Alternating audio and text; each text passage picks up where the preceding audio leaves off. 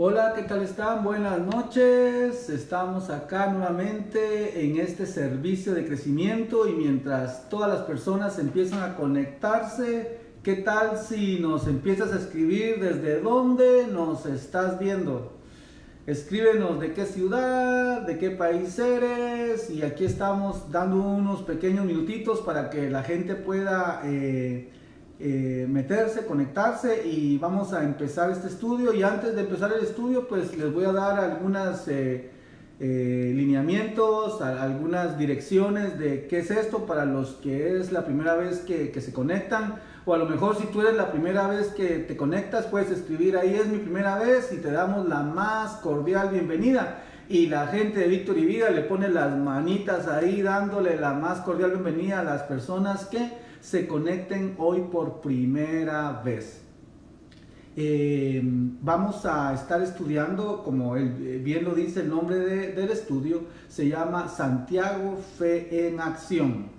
Y vamos a estar viendo los 5 capítulos de Santiago, pero los 5 capítulos de Santiago tienen una cantidad increíble de principios prácticos y de principios para el diario vivir, que nos van a ayudar a crecer como discípulos, como personas, como esposos, como empresarios, en todas las áreas de la vida. Es un libro muy bonito, es uno de mis preferidos, porque de principio a fin podemos ver cómo aplicarlo en cada una de nuestra vida, de las áreas donde nos relacionamos con todas las personas.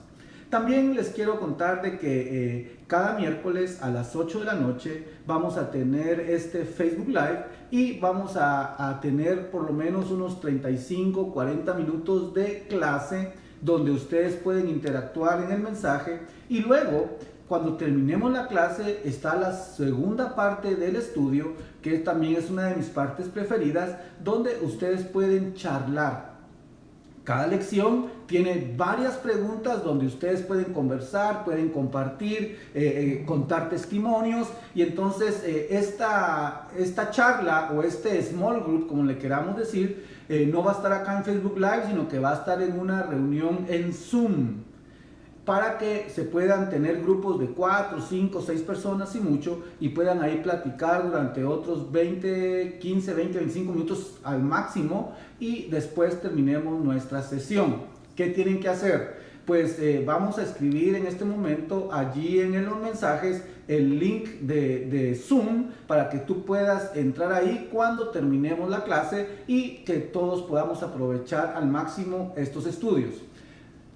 No es obligatorio que sigas en la charla. Si solamente quieres recibir la clase, está bien. Si quieres recibir la clase y ir a la charla en los grupos de Zoom, está bien, está mejor. Pero la idea es de que todos podamos aprovechar al máximo estas clases. De igual forma, tenemos un website donde también lo van a estar poniendo ahorita en el mensaje, en el chat, donde tú puedes ir y ahí están todas las notas, o si quieres ver el video más tarde, ahí va a estar todo el video para que tú puedas revisar y puedas, como les dije, sacar el mejor provecho de estas lecciones.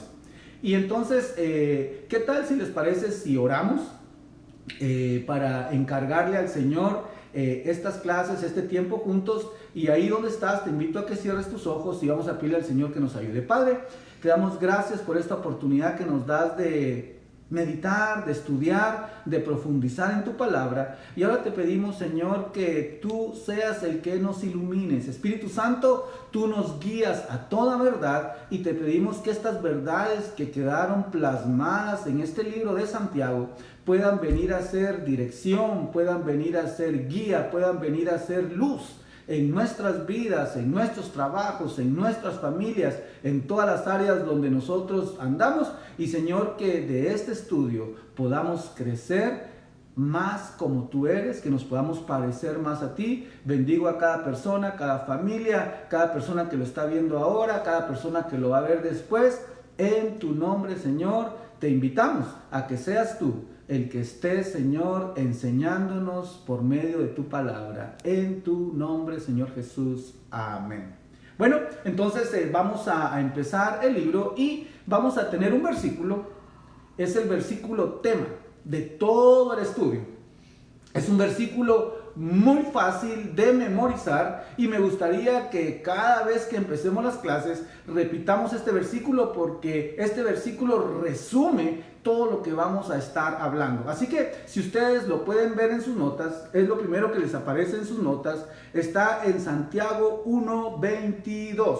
Y si lo podemos repetir todos juntos, lo vamos a empezar a memorizar y que lo podamos llevar de acá para acá al corazón. El versículo dice lo siguiente: no solo escuchen la palabra de Dios, tienen que ponerla en práctica, de lo contrario, solamente se engañan a sí mismos. Santiago 1:22. Lo repetimos nuevamente: no solo escuchen la palabra de Dios, tienen que ponerla en práctica, de lo contrario, solamente se engañan a sí mismos. Y este es el enfoque de este libro. El enfoque es práctica, práctica, práctica y más práctica. Y quiero dejar claro algunas cositas que creo que a veces nosotros tendemos a distorsionar o hemos sido enseñados de diferentes formas, por otra manera de decirlo. Muchas veces pensamos que las cosas más profundas de la Biblia son las cosas teológicas difíciles de comprender. Muchas veces pensamos que mientras más escatología yo pueda saber, mientras más teología yo pueda tener aquí, eso me hace más maduro o me hace mejor cristiano. La realidad es que lo más profundo que tú puedes aprender, lo más profundo que tú puedes hacer, es vivir los principios de la Biblia, y no hay nada más grande que eso. Yo sé que a veces es bonito conocer sobre la historia, geografía, teología, escatología, angelología, soteología y todas las logías que tú quieras. Es bonito saber de eso, pero es solamente conocimiento, es solamente letra. Cuando tú puedes traer la palabra de Dios a tu vida y vivirla, eso va a ser una diferencia. Y entonces este libro es totalmente práctica, como les dije anteriormente, desde el inicio hasta el fin. Y entonces cada semana vamos a estar estudiando principios de vida, principios prácticos que nos van a ayudar a crecer, a parecernos más como el Señor Jesucristo. Así que, bueno, entremos entonces de lleno al estudio y empecemos, por supuesto, en el capítulo 1 y verso 1 de este libro de Santiago. Y dice así, leamos, dice: yo, Santiago, esclavo de Dios y del Señor Jesucristo, escribo esta carta a las 12 tribus. Los creyentes judíos que están dispersos por el mundo reciban mis saludos. Santiago 1:1.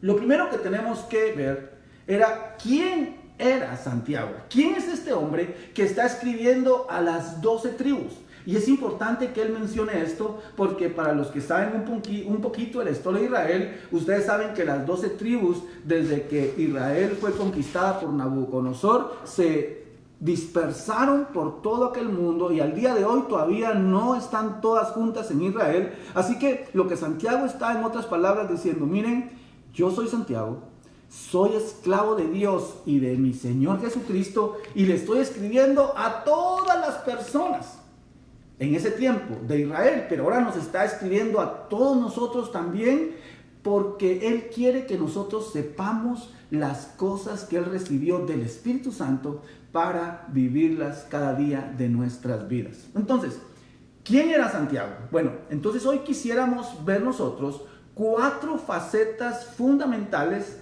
en la vida de Santiago. Y Santiago era un hermano de Jesucristo. No hermano como nosotros nos llamamos hermanos en la iglesia. Era hermano de padre. Había nacido de la unión entre José y María. Algunos podrán decir: ¿María tuvo más hijos? Claro que sí, tuvo más hijos. Jesús tuvo más hermanos y Santiago fue uno de ellos. Pero lo importante es que Santiago tuvo un crecimiento, tuvo un desarrollo en su vida espiritual, que en esta lección le llamamos las 4 facetas en la vida de Santiago. Desde ser un hermano de Jesucristo, a convertirse en un esclavo de Jesucristo. En el verso 1 él nos dice: yo, Santiago, esclavo de Dios y del Señor Jesucristo. Entonces, en este transcurso de vida, en este proceso que él tuvo de ser hermano de Jesús a ser esclavo, podemos ver claramente 4 facetas en su vida que creo que nos pueden ayudar a nosotros para llegar también a ser esclavos de Jesucristo. La primera faceta, podríamos decir que como hermano de Jesús, Santiago vivió con incredulidad. Como hermano de Jesús, Santiago vivió con incredulidad. Y entonces alguien podrá decir: pero ¿cómo es posible si él era hermano de Jesús y tenía incredulidad? Así es, así es. Imagínense este escenario. Jesús nació sobrenaturalmente por concepción del Espíritu Santo en María, y ustedes han leído esa historia. Nosotros los cristianos creemos eso y creemos que Jesús vino a este mundo en un nacimiento virginal, se le llama. Bueno, luego él empezó a crecer, era el mayor de sus hermanos, pero José y María siguieron viviendo juntos, tuvieron más hermanos. Algunos historiadores, algunos teólogos consideran que después, cuando Jesús aún no había alcanzado los 30 años, de alguna forma José tuvo una enfermedad y murió, y por lo cual dejó a María viuda y la dejó a cargo de Jesús y sus hermanos. Pero antes de que él iniciara el ministerio, que todos coinciden que fue alrededor de cuando él tenía 30 años, él trabajó probablemente en la carpintería de su papá. Él estuvo a cargo de sus hermanos, pero durante todo ese transcurso de tiempo sucedió algo importante.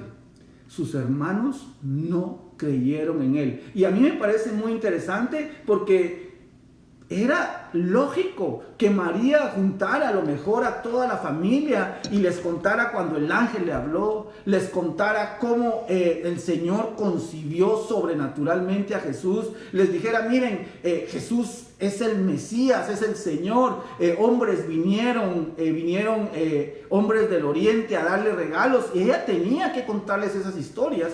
¿Y cómo es posible que sus hermanos dudaran de él? Entonces Santiago vivió como un incrédulo cuando era hermano de Jesús. Y leamos en Marcos capítulo 6, versos 2 al 6, algo al respecto. Dice así: Jesús salió de esa región y regresó con sus discípulos a Nazaret. Acuérdense, Nazaret fue donde Jesús creció. Nació en Belén, pero toda su vida la hizo en Nazaret, donde, como les dije, probablemente le ayudaba a su padre en la carpintería, y ahí fue donde creció. Entonces dice que salió Jesús y regresó con sus discípulos a Nazaret. Y miren qué interesante lo que dice aquí: su pueblo. El siguiente día de descanso comenzó a enseñar en la sinagoga, y muchos de los que lo oían quedaban asombrados y se preguntaban: ¿de dónde sacó toda esa sabiduría y el poder para realizar semejantes milagros? Y se burlaban. Jesús es un simple carpintero, hijo de María y hermano de Santiago, José, Judas y Simón. Aquí ya nos dan 4 nombres de los hermanos de Jesús. Y también tenía hermanas, y sus hermanas, dice, viven aquí mismo entre nosotros. Se sentían profundamente ofendidos y se negaron a creer en él. Entonces Jesús les dijo: un profeta recibe honra en todas partes, menos en su propio pueblo y entre sus parientes y en su propia familia. Y debido a la incredulidad de ellos, oigan esto, Jesús no pudo hacer ningún milagro. Jesús no pudo hacer ningún milagro allí, excepto poner sus manos sobre algunos enfermos y sanarlos. Y Jesús estaba asombrado de su incredulidad. María vio al ángel, recibió el mensaje. Los hijos sabían que Jesús tenía algo especial, pero no creían en él. la familia de Jesús. Sus hermanos no creían en él. En el pueblo que lo habían visto crecer, no podían aceptar que él era el Hijo de Dios, y por lo tanto dice que Jesús, siendo el Hijo de Dios, siendo el Verbo hecho carne, dice este pasaje que no pudo hacer milagros allí por la incredulidad de ellos. En otras palabras, en Nazaret había un grado de incredulidad increíble, y ese grado de incredulidad también estaba en la misma familia de Jesús.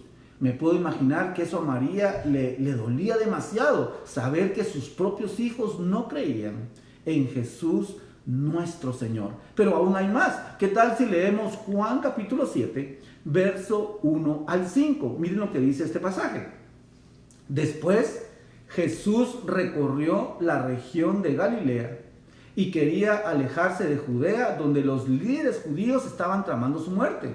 Pero se acercaba el tiempo judío del festival de las enramadas, y sus hermanos.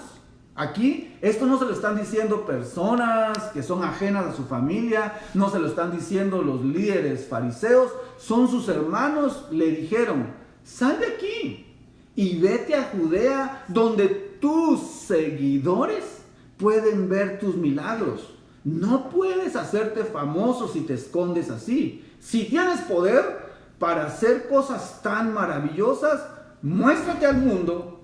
Y miren lo que dice Juan, cómo termina este pasaje: pues ni siquiera sus hermanos creían en él. Qué interesante ver que los propios hermanos de Jesús se estaban burlando de él. Este pasaje que acabamos de leer es totalmente sarcástico. Ellos están diciéndole: bueno, si sos profeta, si eres tan grande como dices, si eres el Hijo de Dios, ve a hacer milagros, porque aquí nosotros estamos bien. No es cierto que a veces la propia familia no valora lo que tenemos. No es cierto que ese dicho que Jesús dice que no hay profeta en su propia tierra se cumple una y otra vez, porque mucha gente no cree en lo que tiene. Miren, nosotros mismos los hispanos, a veces nosotros no le damos valor a nuestros valores hispanos. Preferimos ver a alguien americano, a alguien que lo consideramos mucho más grande, que darle valor a lo que nosotros somos. No sé por qué pasa eso, pero si pasó en la familia de Jesús, probablemente siga pasando en muchas familias y en muchos lugares. Entonces, la primera faceta de Santiago es que era un incrédulo. Miren, y esto siempre me ha llamado mucho la atención, porque teniendo al dador de la vida, teniendo a la luz del mundo, teniendo al Salvador, al Mesías, teniendo a Dios hecho carne a la par. A lo mejor Santiago dormía a la par de él, porque acuérdense que en esos tiempos no todos tenían su propio cuarto y había privacidad. Eran casas comunales donde todos dormían juntos, y teniéndolo ahí 24/7, no creyeron en él. Eso es algo muy interesante. La primera faceta de Santiago fue su incredulidad. Luego tenemos otra faceta que es muy linda, y es que Santiago, como testigo de la resurrección, tuvo una transformación total. Santiago, como testigo de la resurrección, tuvo una transformación total. Y es aquí importante ver esto. Jesús más o menos estuvo 3 años y medio ministrando, y muchas personas quedó en él. Sus discípulos, cuando él murió y resucitó, empezaron a expandir esta palabra que es el Evangelio, las buenas noticias. Pero Jesús quería asegurarse en cierta manera que su propio hermano lo viera resucitado, porque él tenía planes específicos para Santiago. Y 1 Corintios 15, 3 al 7 nos lo narra de una forma muy clara. Leámoslo. Dice: está hablando Pablo, yo les transmití a ustedes lo más importante, y lo que se me había transmitido a mí también. Esto es lo más importante: Cristo murió por nuestros pecados, tal como dicen las Escrituras. fue enterrado y al tercer día fue levantado de los muertos, tal como dicen las Escrituras. Y aquí nos empieza a dar Pablo un detalle de quiénes lo vieron. Lo vio Pedro, luego lo vieron los 12, más tarde lo vieron más de 500 de sus seguidores a la vez, la mayoría de los cuales todavía viven. Cuando Pablo está escribiendo este mensaje, hay personas, testigos oculares, que si hubieran leído esto dijeran, eso es una mentira porque eso nunca pasó, pero ellos podían constatar de que eso había pasado. 500 testigos oculares que vieron a Cristo resucitado. Y miren lo que dice ahora, aunque algunos ya han muerto. Y luego, ¿lo vio quién? Santiago. Y después lo vieron todos los apóstoles. Y esto me llena a mí de gozo, porque toda esa vida de incredulidad, toda esa vida donde Santiago no había podido aceptar a su propio hermano como el Mesías, ¿cómo pudo haber sido ese momento cuando su mismo hermano resucitado se le presenta a Santiago? Eso causó una transformación en este hombre que fue tremenda para que él se convirtiera en un líder, se convirtiera en el obispo de Jerusalén, se convirtiera en una parte fundamental del cristianismo, y que nosotros hoy todavía cosechamos la obra que empezó a hacer Santiago ahí en Jerusalén como el líder del cristianismo. ¿Después de qué? Después de haber visto a su hermano resucitado. Y eso es algo muy interesante en nuestras vidas, porque puede ser que muchas personas solo hayan escuchado de Jesús. Puede ser que muchas personas solo hayan escuchado de mensajes, solo sepan de iglesia, solo conozcan las historias de Jesús, y en cierta forma la incredulidad ha estado gestándose en sus vidas. Pero ¿saben qué? Cuando una persona nace de nuevo, lo que pasa es que el Cristo resucitado se revela a esa persona. Y cuando el Cristo resucitado se nos revela, nadie se queda igual, todos somos transformados, y eso es lo que nos hace seguir adorando, sirviendo a nuestro Señor, porque sabemos que Él es real, que Él vive y es el mismo ayer, hoy y por los siglos. Santiago vivió mucho tiempo como un incrédulo, pero luego al ver al Cristo resucitado tuvo una transformación total que lo llevó a ser un líder de la iglesia. Y esta es la tercera faceta en la vida de Santiago. Como líder de esta nueva secta, por así decirlo. Imagínense ustedes, era algo nuevo. Estaban hablando todos, hay un hombre que se llamaba Cristo, que murió, que fue crucificado, pero al tercer día resucitó, se le presentó a los apóstoles, se le presentó a 500 personas, se le presentó a Santiago y luego ascendió al cielo, y nosotros queremos vivir para Él. Y esas buenas noticias empezaron a expandirse, pero necesitaban un líder, necesitaban un hombre que pudiera darles visión para seguir con la misión más grande que la humanidad pueda tener, que es el mensaje de Jesucristo. Entonces, por así decirlo, el cuartel general, la base principal del cristianismo estaba en Jerusalén. Y entonces, si ustedes han leído el libro de Hechos, y si no lo han leído, pues les recomiendo que lo hagan, porque ahí nos cuenta la historia de los primeros años del cristianismo. Las personas que no eran judías empezaron a convertirse y empezaron a creer en este mensaje de Jesús, pero las personas que eran judías tenían cierto recelo, tenían ciertos prejuicios en contra de ellos, y querían que las personas que no eran judías empezaran a hacer prácticas judías. Una de ellas era la circuncisión. Entonces imagínense que hoy, en pleno siglo XXI, nosotros dijéramos a las personas, si tú quieres ser cristiano, tienes que circuncidarte. Estoy seguro que las iglesias estuvieran totalmente solo llenas de mujeres, porque ningún hombre quisiera hacer una religión así. Pero esto fue lo que empezó a pasar en los primeros tiempos de la iglesia, y entonces tuvieron que tener un concilio ahí en Jerusalén, y a un líder, en este caso Santiago, tuvo que traer una visión clara acerca de qué pasos había que hacer para ser un cristiano verdadero. Y esto lo podemos leer aquí en Hechos 15, del 13 al 21. Oigan esto. Cuando terminaron, Santiago se puso de pie y dijo, Santiago tomó liderazgo y dijo, hermanos, escúchenme. Pedro les ha contado de cuando Dios visitó por primera vez a los gentiles para tomar de entre ellos un pueblo para sí mismo.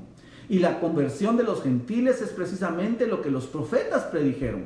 Como está escrito, después yo volveré y restauraré la casa caída de David, reconstruiré sus ruinas y la restauraré para que el resto de la humanidad busque al Señor, incluidos los gentiles, todos los que he llamado a ser míos. Qué interesante esto, todos los que he llamado a ser míos. El Señor ha hablado, aquel que hizo que estas cosas se dieran a conocer desde hace mucho.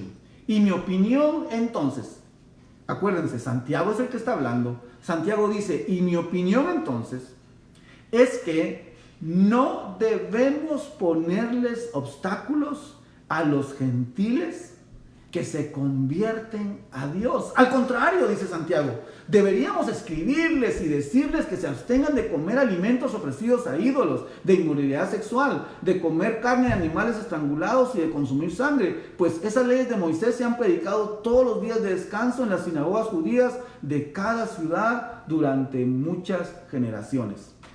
En otras palabras, tenían un problema. ¿Qué vamos a hacer con todas estas personas que no son de Israel, que se están convirtiendo al cristianismo? Unos decían, se tienen que circuncidar, tienen que usar trajes judíos, tienen que hacer esto, tienen que venir a Jerusalén. Y entonces Santiago dice, no. No les pongamos más obstáculos.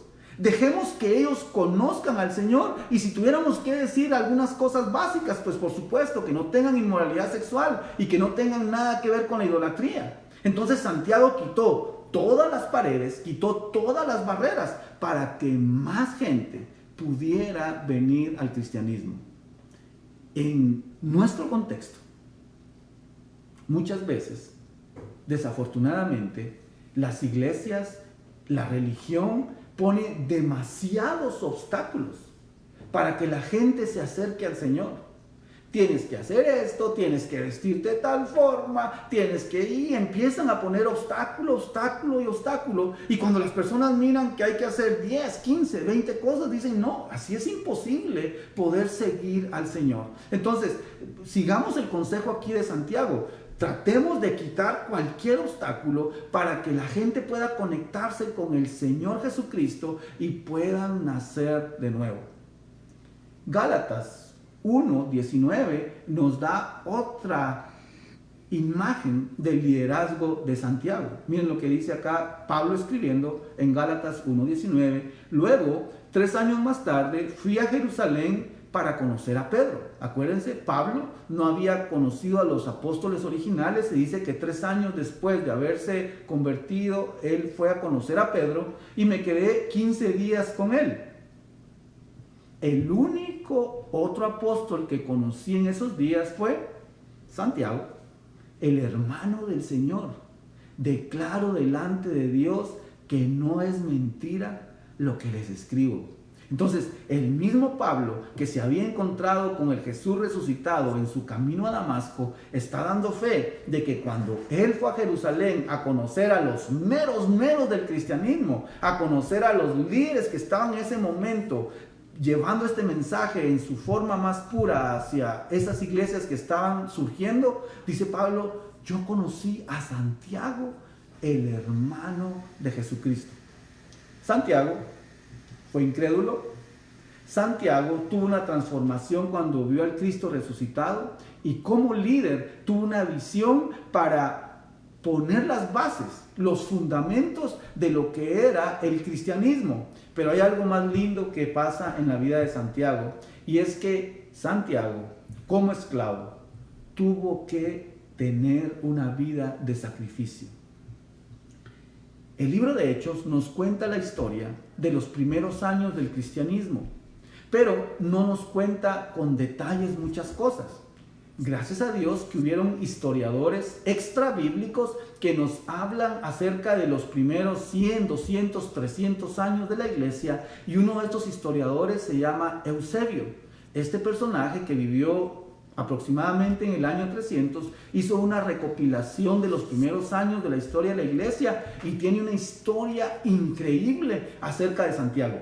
Él nos cuenta que Santiago era tan íntegro, Santiago era tan devoto al Señor, que toda la gente, los judíos súper, hiper, mega religiosos, le reconocían y le decían Santiago el justo. Las personas que eran cristianas, que estaban bajo su liderazgo, sabían que era alguien justo, y toda Jerusalén le tenía un respeto como líder, porque sabían que este hombre había sido transformado y que después de haber sido incrédulo, hoy era una de las voces más grandes que proclamaban el liderazgo y la autoridad del Señor Jesucristo sobre muchas vidas. Y me gustaría leerles en este libro que se llama Eusebio, Historia de la Iglesia, me gustaría leerles un pasaje de cómo nos habla aquí este historiador acerca de ese evento donde Santiago es sacrificado por creer en su hermano Jesucristo. Acuérdense, él era justo, todos creían en él, tenía una influencia increíble, y entonces los escribas lo empiezan a presionar para que él hable en contra de Jesucristo, para que él hable mal de Jesucristo, porque decían, si Santiago les dice que dejen de creer en Jesucristo, seguro que acabamos con esta secta del cristianismo y vamos a nosotros a poder seguir adelante. Y esto es lo que pasa según Eusebio. Dice: de modo que los escribas y los fariseos hicieron que Santiago se pusiera de pie sobre el pináculo del templo y le gritaron: oh justo, acuérdense, le decían Santiago el justo, a quien todos deberíamos creer, por cuanto la gente va extraviada, según los judíos, los religiosos van extraviados en pos de Jesús. Dinos, ¿qué significa que Jesús es la puerta? Y Santiago contestó: ¿por qué me preguntan acerca de Jesús? Él está sentado en el cielo a la diestra del gran poder y volverá sobre las nubes del cielo. Muchos quedaron convencidos y se regocijaron del testimonio de Santiago, gritando: ¡Hosana al Hijo de David! Entonces los escribas y los fariseos se dijeron entre sí: cometimos un gran error al dar la oportunidad para un testimonio así para Jesús. Y miren lo que decidieron hacer: subamos y echémoslo abajo desde lo más alto del templo, para que los demás teman y no crean. Y gritaron: hasta el justo está extraviado. Y entonces cumplieron la profecía de Isaías, que dice: quitemos al justo, porque no es para provecho nuestro, por ello comerán el fruto de sus obras. De modo que subieron y echaron abajo a Santiago el justo. Y luego se dijeron entre ellos: apedreemos a Santiago el justo. Y comenzaron a apedrearlo, porque no había muerto a causa de la caída. Pero Santiago se giró y se arrodilló diciendo: te imploro, Señor Dios y Padre, perdónalos, porque no saben lo que hacen. Mientras lo estaban apedreando, uno de los sacerdotes de entre los hijos de los recabitas, de quienes había dado testimonio el profeta Jeremías, gritó: deténganse, ¿qué están haciendo? El justo está orando por ustedes. Luego uno de ellos, un lavandero, tomó un mazo que usaba para batir las ropas y golpeó a Santiago el justo en la cabeza. Así fue su martirio. Lo sepultaron en un lugar cerca del templo y su lápida sigue allí cerca del templo. Santiago vino a ser un fiel testigo ante judíos y gentiles de que Jesús es el Cristo. Qué interesante la historia que nos dice aquí Eusebio de la muerte de Santiago, y es algo que me llena de mucho gozo, porque si Santiago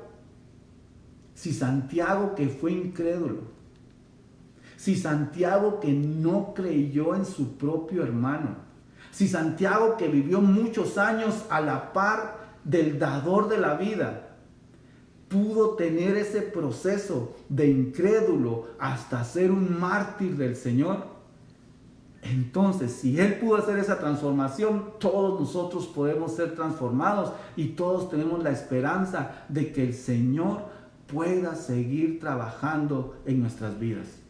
Así que me gustaría que todos los que están conectados ahora pudieran seguir en el grupo de Charlemos que vamos a hacer a continuación en Zoom, y tal vez si pueden poner nuevamente el link, o ya está puesto ahí, para que los que quieran ir al Zoom en este momento podamos charlar. Y así que déjenme orar para terminar hoy aquí en Facebook, pero los invito a que podamos ir y platicar acerca de este tema que es sumamente apasionante, y el próximo miércoles vamos a seguir con estas clases, pero ya en un formato mucho más práctico. Hoy era una introducción de quién es este escritor, de quién es este Santiago, que habla con tanta autoridad, habla con tanta pasión, porque él mismo no practicaba lo que Jesús decía, pero cuando tuvo su transformación, fue un hombre totalmente transformado. Déjenme orar por ustedes. Señor, te damos gracias por este tiempo juntos, y te pido, Señor, que así como Santiago,